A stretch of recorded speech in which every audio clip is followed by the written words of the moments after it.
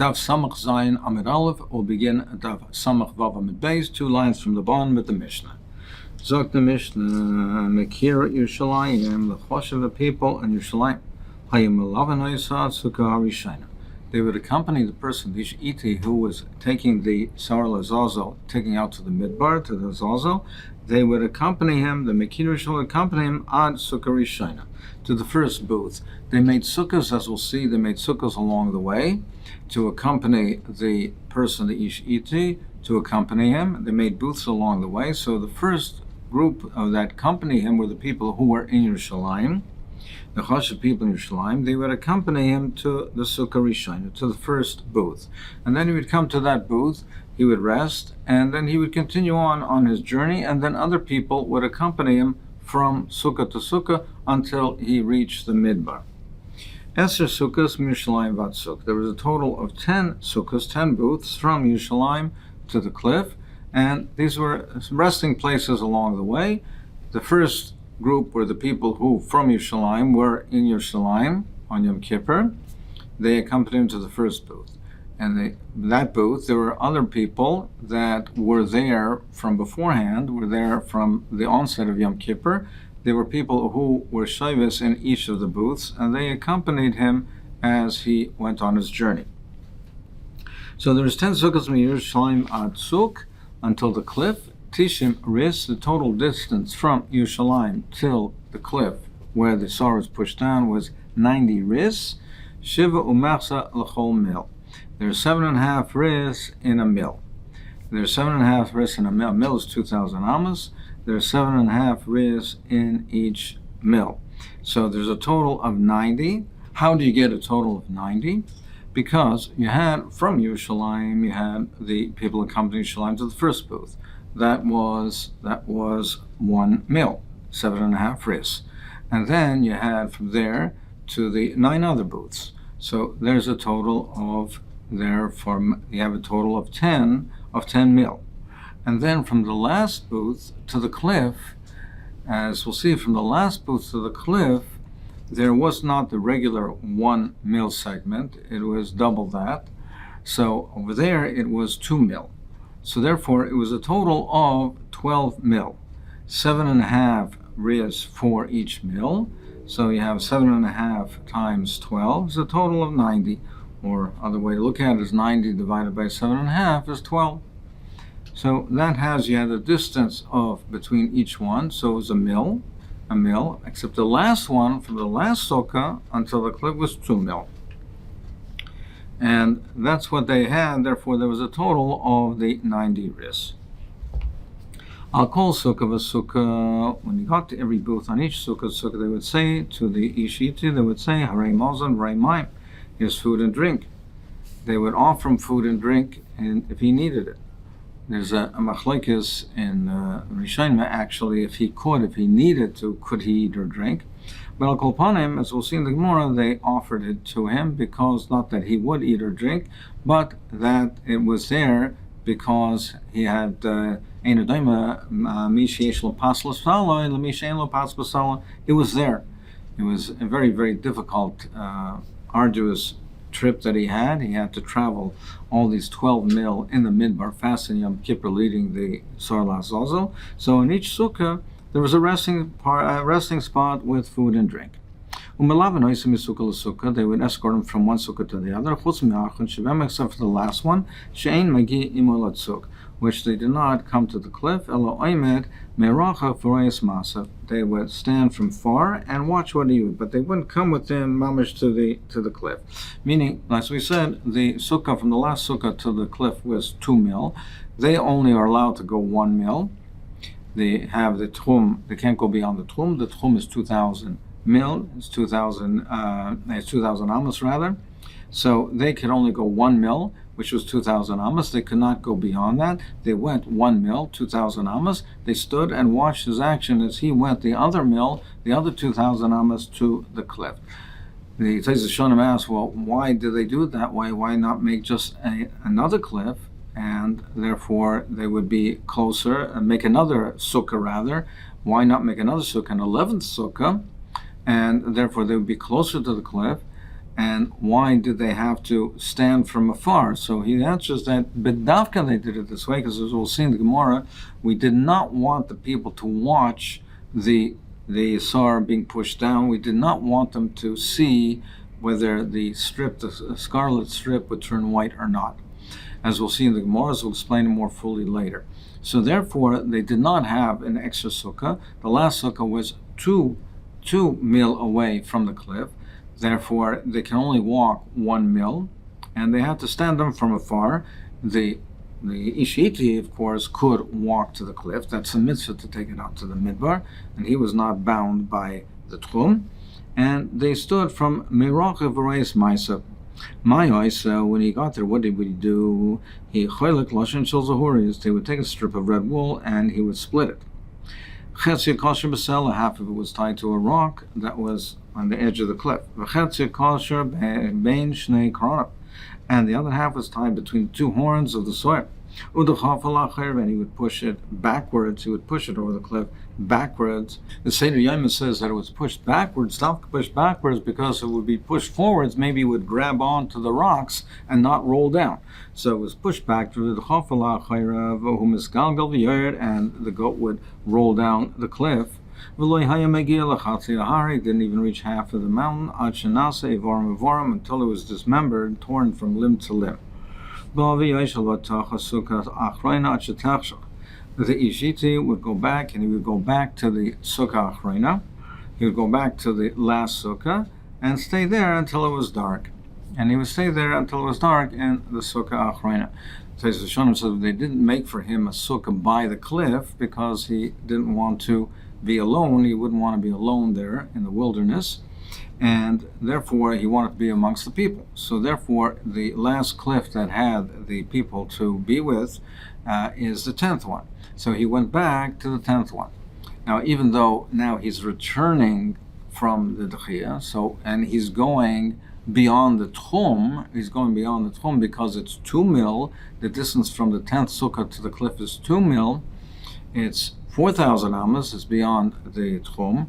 Nevertheless, if Tchumim D'Rabbanan, and the Rabbanan are not geyser under these circumstances, Teisus Shonim says even if you hold Tchum D'Oraisa, but for him it would not be because he did not have a Makam Kavua, he did not have a Kviyah Shvisa Kavua on the onset of Yom Kippur. So Al Kol Panim, it was mutter for him to go beyond the Tchum. He went back to the 10th Sukkah and he stayed there until Motzei Yom Kippur. We know that the person that he takes, the ish iti, that he takes the sword to the midbar, is mitame the begodim. His clothes become tomei. At what point do they become tomei? When he leaves the wall of Yerushalayim. But Rav Yeshimon Omer, he says, no, mishas latzuk, from the time that he pushes it off the cliff. So the Gemara Tana Rabbanan Eser Sukkos Shnei Masr Milan Haya. There were 10 sukkahs and 12 mil, divrei Ramer. So that's consistent with what we have in the Mishnah, 12 milim and 10 sukkahs. But Rabbi Yehuda says, no, Teisha sukkahs v'asara mil. There was only 9 sukkahs, but there was only 10 milim. So the Marshal says, according to Rabbi Yehuda, therefore the people could accompany the Ishiti to the cliff. So apparently they were not concerned, according to Rabbi Yehuda, about the people observing the sire being pushed down. Rabbi Yossi, he says, Chomesh sukkahs are only 5 sukkahs, v'asara milan hayu, and 10 milan, they're kulan al yedei eruv. They're all done al yedei eruv. How is that? The people from Yerushalayim, they came and they accompanied the Ish Iti. Now, if they accompanied the Ish Iti, if it was through an eruv, then you could have 2 milim between each one. They can place the eruv midpoint, so they can make the eruv the midpoint, which means that you have 2,000 amas, you have a mil in each direction. That means they can go from Yerushalayim to their eruv, and then from their eruv to the first sukkah. And similarly, from the sukkah to sukkah, you have the same way of doing it. The people in the first sukkah would put their eruv at the midpoint between the first and the second, and therefore they can accompany the person from the first sukkah to the second sukkah, because their eruv is at the midpoint. They have 2,000 amas in each direction, so too from the second to third. So therefore, through an eruv, they only needed 5 sukkahs, and the people can accompany the Ishite, they can accompany him the 2 milin, the 4,000 amas, space between the sukkahs, if they make an Eruv in the middle, and they can accompany him. Amar Rabbi Yossi, Sachle Elazar Beni, he said his son told him, the Rashi says, B'loshen Schoik, he says, well, if you're doing an Eruv, Imal Yedei Eruv, you only lasut afil shtei sukkahs of asar milah. You only need 2 sukkahs. If it's on Yedei Eruv, you can theoretically do it, you only need 2 sukkahs. How is that? From Yerushalayim to the first sukkah, you can have a distance of 4 mil. How is that? You place the Eruv in the midpoint. Now, you have the people from Yerushalayim placing an Eruv in a mil away from Yerushalayim, which means that they can go a distance of 2 milin. You have the people in the first sukkah, they put a Eruv also in the direction towards Yerushalayim. Also, they put it 1 mil away, which means that they can go 2 milin towards Yerushalayim. So they have the people in Yerushalayim, they put the Eruv 1 mil away towards the first sukkah, which means that they can go 2 milin in this direction. The people in the first sukkah put their Eruv a mil away from the first sukkah, which means they can go 2 milin in this direction, so you can have a distance of 4 milin. Now, some of the people in the first sukkah, some of them made the Eruv this way. Some of them make their Eruv in the direction the other way towards the second sukkah. They can go, therefore they put the Eruv 1 mil away, they can go 2 mil in this direction. Some of the people in the second sukkah put the Eruv a mil away, they can go 2 mil in this direction. So you have a distance of 8 milin. And then from the second sukkah to the cliff is a distance of 2 milin. So the people in the second sukkah, they can accompany the Ish Iti. They can accompany the Ish Iti either all the way to the cliff by making an Eruv, or if they hold like Rav Meir, that they didn't accompany him to all the way to the cliff, they can walk 1 mil and observe. But if they hold otherwise, that they can even accompany him all the way to the cliff by making an Eruv in this direction. So if you split the people in the sukkah, some make an Eruv direction towards Yerushalayim, some towards the second sukkah, and the people in the second sukkah, some make an Eruv towards the direction towards the people in the first sukkah, some towards the cliff. You only need, theoretically, can get by with 2 sukkahs. So the Gemara Kimana Zlahad Sanya Chutz Archan Shebehem Shlohigia Imalat Sukil Aymin Barach V'Rayat Maisav. According to who was it going? That they did not accompany him all the way to the tzuk, but they just watched him from a distance. Kiman Karamer.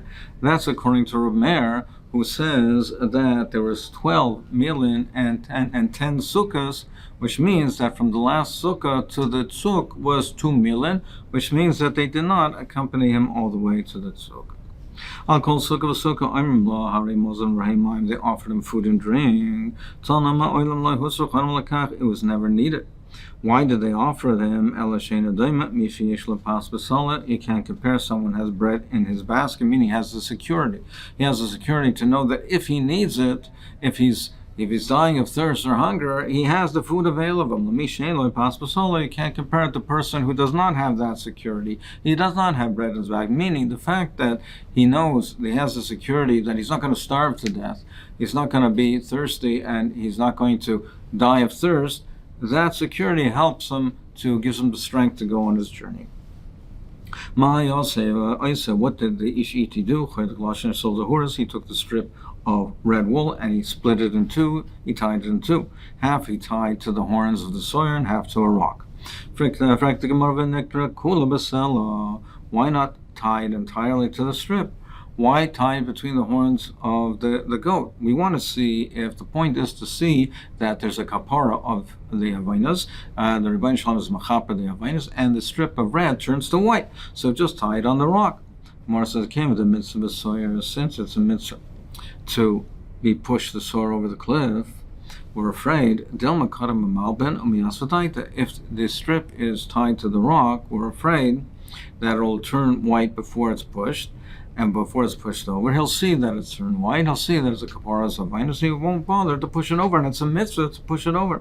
Therefore, we say take half of it and tie it between the horns of the goat, because even if the strip on the rock turns white, but since he's involved in tying it, he's involved in the sawyer and tying it between the horns, we're not concerned he will forget or be not bothered to push it off the cliff.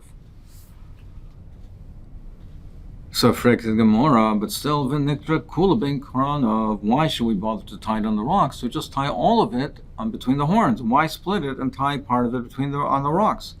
Gemara answers Zimna the Gamishle the Resha, because maybe the goat will bend its head down, and he won't be able to determine if it turned white. So therefore, he has half of it, that's part of it, tied to the rock. At the beginning, where they tied it was on the entrance of the ulam, the doorway to the oilam, from the outside, and therefore people could observe it and they could see if it turned white. But Hilbin Hayu Smech, if it turned white, they were happy. But Loy Hilbin Hayu Asevim was Baishan. But if not, then they would be sad and embarrassed. So therefore, they wanted to avoid the people watching it and having that feeling of being sad and embarrassed. The Shoshan Dovid says that Yom Kippur is Seif Kol Seif Yontif. You don't want people to be sad on the Yontif. So his kino therefore Shu Kaishim al Pesach Mifnim. Therefore they changed it and they said they should be tied on the inside of the door so that it wouldn't be observed by the masses. But still, but still people would peek in and be able to see it. And again, Hilbin Hayu Smechim, if it turned white, they were happy. Loy Hilbin Hayu Asayim, they were not, they were sad. So therefore, his kinushu kashanaysa chesed beselo chesed ben kol. That's why they instituted that it should be tied not by the hechel, but it should be tied half at the rock and half between the horns. Omar Rabbi Nachum Bar Papa Mishum Rabbi Lazar Kalpa. He said, "B'rishaynai kashim lashon sulhuras al pesach u'lemifnim." He says originally, the way he says it is originally was tied on the inside, on the pesach u'lemifnim from the inside. Once the goat reaches the midbar, and then they knew that the mitzvah was completed. Meaning, and that would be an indication for the Kohen Gadol now to proceed with the rest of the mitzvahs hayim. How do I know that this is that it turned white? It says if your chatoim will be red, then they'll turn white like snow. So therefore, this is the makor that after the mitzvah was completed, they had the kapara of the averis, of the avainas, then the red turned to white.